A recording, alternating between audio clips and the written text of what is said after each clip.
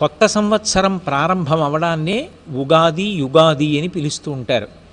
అసలు ఈ యుగ ప్రారంభం అనేటటువంటిది ఆ రోజునే సృష్టిలో ప్రారంభమైనటువంటి కారణం చేత దానికి యుగాది అన్న పేరు ఉగాది అన్న పేరు వచ్చాయి అని పెద్దలు చెప్తూ ఉంటారు. ఆ రోజున మనం నిర్వర్తించవలసినటువంటి కార్యక్రమాల్ని కూడా ఋషులు నిర్ణయం చేసి ఉంచారు. ఆ రోజు సూర్యోదయాత్పూర్వమే నిద్రలేచి, సాధ్యమైతే సూర్యోదయానికి 88 నిమిషముల ముందుగా నిద్రలేచి తైలాభ్యంగం చేసుకోవాలి. అంటే మొట్టమొదట నువ్వుల నూనెని ఒంటికి అలదుకుంటారు. ఎందుచేత అంటే నువ్వుల నూనె శరీరమునకు అలదుకున్న కారణము చేత అలక్ష్మి పరిహారం అవుతుంది అని. అలా అలక్ష్మిని పరిహారం చేసుకోవడం కోసం, శరీరంలో ఆరోగ్యాన్ని పెంపొందింప చేసుకోవడం కోసం తైలమర్దనం అనేటటువంటిది ప్రధానమైనటువంటి అంశంగా నిర్ణయింపబడింది. అలాగే తదనంతరం పెద్దల యొక్క ఆశీర్వచనాన్ని తీసుకుని స్నానాన్ని నిర్వర్తిస్తారు. అందున శిరపూర్వకమైనటువంటి స్నానం అంటే తలస్నానాన్ని చేసి, నూతన వస్త్రధారణ చేసి, నిత్యకర్మలు ఏవి నెరవేర్చవలసి ఉంటుందో వాటిని నెరవేర్చి భగవంతుని యొక్క ఆరాధన చేస్తారు. ఆ ఆరాధన చేసినప్పుడు ప్రతివారు కూడా తప్పకుండా ఆ రోజున ఒక విశేషమైనటువంటి ప్రసాదాన్ని తయారు చేసి భగవంతుడికి నివేదన చేస్తారు. యద్వర్షాదౌ నింబసుమం అని శర్కరామ్లఘృతైర్యుతం భక్షితం పూర్వయామేస్య తద్వర్షం సౌఖ్యదాయకం అని ప్రమాణం. ఆ ప్రసాదాన్ని తయారు చేసేటప్పుడు యద్వర్షాదౌ నింబసుమం శర్కరామ్లఘృతైర్యుతం, ఆ ప్రసాదంలో ప్రధానమైనటువంటి అంశం వేప పువ్వు. దాని పేరే నింబసుమం. నింబ అన్న మాటకు అర్థమేమి అంటే ఆరోగ్యం నయతీతి ఇది నింబః అని. ఏది మనుష్యునకు విశేషమైనటువంటి ఆరోగ్యప్రదాయిని అయి ఉంటుందో, దేని గాలి, దేని యొక్క సమస్త పదార్థములు కూడా ఆరోగ్యమునకు హేతువులై ఉంటాయో దాన్ని నింబ అని పిలుస్తారు సంస్కృతంలో. నింబ వృక్షము అంటే వేప చెట్లు. వేప పువ్వు ఆ సమయంలోనే వస్తుంది. అటువంటి వేప పువ్వుతో ప్రధానంగా ఈ పదార్థాన్ని తయారు చేసి నివేదన చేస్తారు.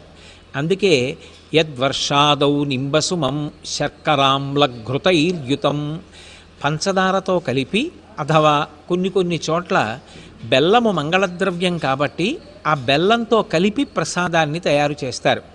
శర్కరామ్ల, ఆమ్ల అంటే చింతపండు. చింతపండు పుల్లని పదార్థము కాబట్టి ఆ పుల్లని పదార్థమైనటువంటి ఆ చింతపండు రసంతో కలిపి ఘృతైర్యుతం, అందులో ఆవు నీతిని కలుపుతారు. ఈ ఘృతము, నెయ్యి అనబడేటటువంటి పదార్థం చాలా విశేషమైనటువంటి పదార్థం. అది వ్యాపించేటటువంటి లక్షణాన్ని కలిగి ఉండి కరిగిపోయేటటువంటి స్వభావంతో ప్రధానంగా అగ్నిహోత్రం చేసినప్పుడు, హోమాదులు చేసినప్పుడు వ్రేల్చడానికి ఉపయోగపడేటటువంటి పదార్థం, అమృత సమానమైనటువంటిది. అందుకే ఘృతైర్యుతం, ఆవు నీతిని కలుపుతారు. ఇక ఆ పైన కొంతమంది ఆ సమయంలో వస్తాయి కాబట్టి కొత్తగా వచ్చినటువంటి ఆ మామిడి పిండిల యొక్క ముక్కలు కూడా కలుపుకునేటటువంటి సంప్రదాయం ఉంది. కానీ ప్రధానంగా యద్వర్షాదౌ నింబసుమం శర్కరామ్లఘృతైర్యుతం భక్షితం పూర్వయామేస్య, సూర్యోదయాత్ పూర్వమే పూజ పూర్తి చేసి అటువంటి పదార్థాన్ని భగవంతునికి నివేదన చేసి ప్రసాదంగా స్వీకరిస్తారు. అందులో ఉండేటటువంటి ప్రధానమైనటువంటి లక్షణం ఈశ్వరానుగ్రహం చేత మనం ఆరోగ్యంగా ఉండాలి అని. మొట్టమొదట శరీరము ఆరోగ్యంగా ఉంటే ఇది భగవంతుడిచ్చినటువంటి గొప్ప ధర్మ సాధనకు సంబంధించిన ఉపకరణం కనుక దీన్ని ఆధారం చేసుకుని ధర్మానుష్ఠానం చెయ్యగలుగుతాడు. అందుకే కొత్త సంవత్సర ప్రారంభంలో మొట్టమొదట శరీర ఆరోగ్యం పట్ల నేను శ్రద్ధ పెడతాను అన్న విషయంలో పునరంకితుడు కావడానికి ఆ వేప పువ్వు తినిపిస్తారు. రెండోది, అసలు ప్రారంభంలోనే కొద్దిగా చేదు ఉన్నటువంటి పదార్థంతో ప్రారంభం చేయడం ఎందుకు అంటే, ఎప్పుడైనా సరే కష్టపడడం అనేటటువంటిది అంత తేలికగా ఉండదు. ఏ పని చెయ్యకుండా సోమరితనంతో కూర్చోమంటే హాయిగా ఉండొచ్చు, కానీ కష్టపడడం అనేటటువంటిది చేదుగా ఉన్నా దాన్ని ప్రయత్నపూర్వకంగా స్వీకరించాలి. ఎవరు బాగా కష్టపడడానికి సిద్ధపడతాడో వాడు అనేకమైన ప్రతిబంధకములను ఎదుర్కొంటాడు, గొప్ప విఘ్నములు వస్తాయి. అయినా మొక్కవోనటువంటి ధైర్యంతో దీక్షతోటి ఆ అడ్డొచ్చినటువంటి ప్రతిబంధకములను తొలగించుకొని దాటి ముందుకు వెళ్ళి లక్ష్య సాధన చెయ్యాలి. అలా లక్ష్య సాధన చెయ్యగలిగితే దాని వలన కృతకృత్యుడవుతాడు. అలా కృతకృత్యుడు కావడానికి నాకు అటువంటి బలం కలగాలి, మనోబలం కలగాలి, శరీరము దానికి తగినటువంటి రీతిలో నాకు సహకరించాలి. అందుకే చేదు తినడం, చేదు తిని ప్రారంభం చేశాడు అంటే కష్టపడడం మొదలుపెట్టాడు. ఈ కష్టపడడం మొదలుపెట్టిన దానికి ఫలితం ఎప్పుడు వస్తుంది అంటే మళ్ళీ భోగి పండగ. భోగి అంటే భోగం అనుభవించడం. వ్యవసాయదారుడు 6 కాలం కష్టపడి పంటలు పండిస్తే భోగి నాటికి కోతలు పూర్తయి పంటలన్నీ కూడా ఇంటికి వస్తాయి. అప్పుడు అమ్మయ్య అని సంతోషిస్తాడు. అప్పుడు పొంగల్ అంటే చక్కెర పొంగల్ అంటే మధుర పదార్థాన్ని తింటాడు. ఎవరు మొట్టమొదట చేదు తిని మొదలుపెట్టాడో వాడే మధుర పదార్థాన్ని తినడానికి అర్హతను పొందుతాడు. అంటే ఎవరు కష్టపడడానికి సిద్ధపడతాడో వాడే మధుర పదార్థాన్ని తినడానికి యోగ్యతని పొంది ఉంటాడు. అంటే కష్టపడకుండా ఎవ్వరూ ఎక్కడా వ్యక్తిగతంగా కానీ, కుటుంబపరంగా కానీ, సమాజపరంగా కానీ, రాష్ట్రపరంగా, దేశపరంగా అభివృద్ధి చెందేటటువంటి అవకాశం ఉండదు. అందుకే కష్టపడడం నేర్చుకోండి. భగవంతుడిచ్చిన అపూర్వమైన ఉపకరణము కనుక శరీరము పట్ల శ్రద్ధ పెట్టి చక్కగా ఆరోగ్యంతో ఉండి మనసుకి మంచి విషయములను ఆలంబనంగా ఇచ్చి ధర్మానుష్ఠానం చేసి సమాజము యొక్క అభ్యున్నతి కొరకు ప్రయత్నించి కీర్తివంతులు కండి అని చెప్పడం, ఆ ప్రసాదాన్ని స్వీకరించండి అని చెప్పి అందులో వాడవలసినటువంటి పదార్థములను కూడా నిర్దేశించడం వెనక ఉన్నటువంటి తాత్పర్యం. కాబట్టి అటువంటి ప్రసాదాన్ని స్వీకరించి ప్రతి ఇంటి మీద కూడా ధ్వజారోహణం చేస్తారు. ధ్వజము అనేటటువంటిది అందరికీ కనపడేటట్టుగా స్ఫుటంగా ఎగురుతుంది. ధ్వజం అనేటటువంటిది విజయానికి గుర్తు. అందుకే ప్రతి ఇంటి మీద కూడా ధ్వజారోహణం చేస్తారు. అలాగే ఉగాది నాడు దమనం తీసుకొచ్చి ప్రత్యేకంగా భగవంతుని యొక్క ఆరాధనలో ఉపయోగిస్తారు. దమనం ఆకులు ఎంత సువాసనతో ఉంటాయో దాని యొక్క కాండము కూడా అంతే సువాసనతో ఉంటుంది. ఆద్యంతము సువాసనాభరితమైనటువంటి దమనము ఎలా అయితే అందరి చేత కూడా ఆకర్షించి చక్కగా కీర్తింపబడుతోందో, నేను కూడా నా నడవడి చేత అందరి చేత ఆమోదయోగ్యమైనటువంటి ప్రవర్తనతో కీర్తివంతుడను కావాలి అని, అటువంటి కీర్తివంతుడను కావడానికి తగినటువంటి నడవడిని నాకు ప్రసాదించమని భగవంతుణ్ణి కోరడమే ఆ దమనంతో పూజ చేసేటటువంటి విధానం.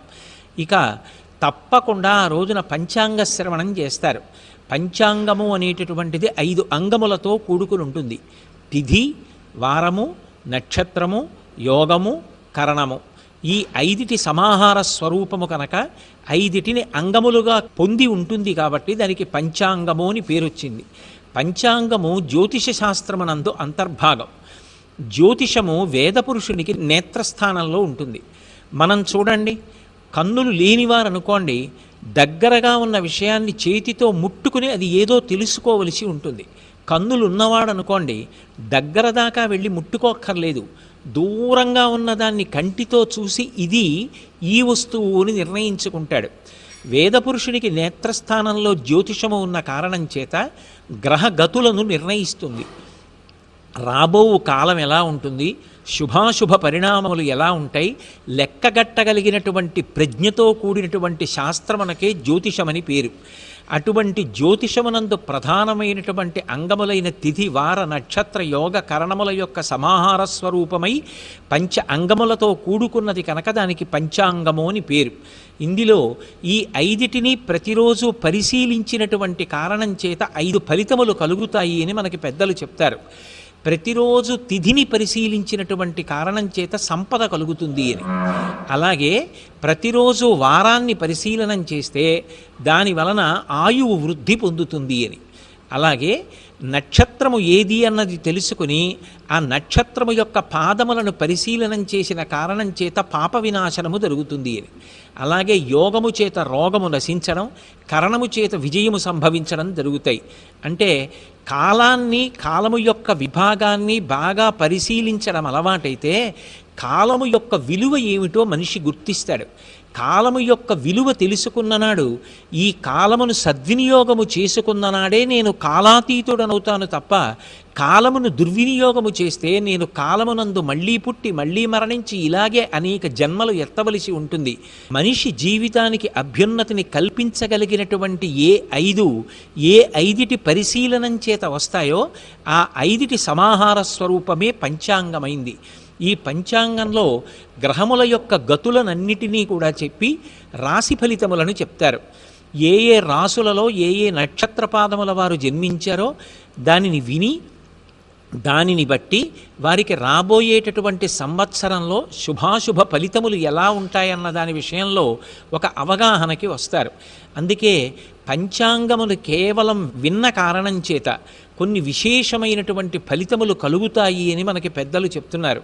శ్రీకళ్యాణ గుణావహం రిపుహరం దుస్వప్న దోషాపహం గంగాస్నాన విశేష పుణ్యఫలదం గోదాన తుల్యం నృణాం ఆయుర్వృద్ధిదముత్తమం శుచికరం సంతాన సంపత్ప్రదం నానాకార్య సాధనం సముచితం పంచాంగమాకర్ణ్యతాం అంటారు. అనేకమైనటువంటి కార్యములను నిర్వహించవలసి వచ్చినప్పుడు ఆ కార్యములను నిర్వహించడానికి దేన్ని ఆలంబనం చేసుకుంటారు అంటే పంచాంగాన్ని ఆలంబనం చేసుకుంటారు. అందుకే నానాకార్య సుసాధనం, అనేకమైనటువంటి కార్యములను చెయ్యడానికి సాధనంగా పంచాంగం ఉపయోగపడుతుంది. ఏ కార్యాన్ని ఎప్పుడు మొదలు పెడితే అది దిగ్విజయంగా పూర్తయ్యే అవకాశం ఉంటుంది. కాలమునందు అంతర్లీనమైనటువంటి అనేక విషయాలు మన పట్ల ఆనుకూల్యతని పొందుతాయి.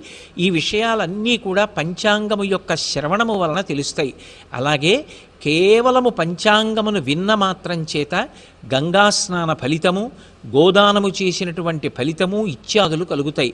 అందుకే కాల విభాగం గురించి పరిశీలనం చెయ్యడం అనేటటువంటిది ఎంత ప్రధానమైన విషయంలో లోకానికంతటికీ తెలియచేయడం కోసం ఇప్పటికీ కూడా కలవు వెంకటనాయక అనిపించుకున్నటువంటి శ్రీ వెంకటేశ్వరుడు ప్రతిరోజు కూడా పంచాంగ శ్రవణం చేస్తాడు అంటే అసలు ఆ పంచాంగాన్ని వినడము, పంచాంగాన్ని పరిశీలించడము, పంచాంగం ఇంట్లో ఉండడము అనేటటువంటిది ఎంత ముఖ్యమైన విషయమో మనకు అర్థమవుతుంది.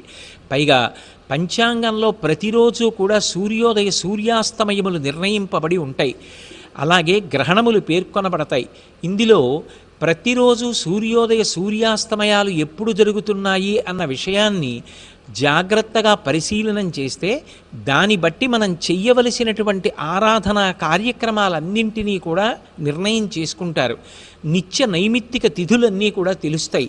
అలా తెలిసినటువంటి కారణం చేత ఏ నైమిత్తిక తిథి నాడు ఎటువంటి కార్యాచరణ చెయ్యవలసి ఉంటుందో అటువంటి కార్యాచరణ పూనికతో చేసి చక్కగా దాని వలన పొందవలసినటువంటి ప్రయోజనాన్ని పొందుతారు.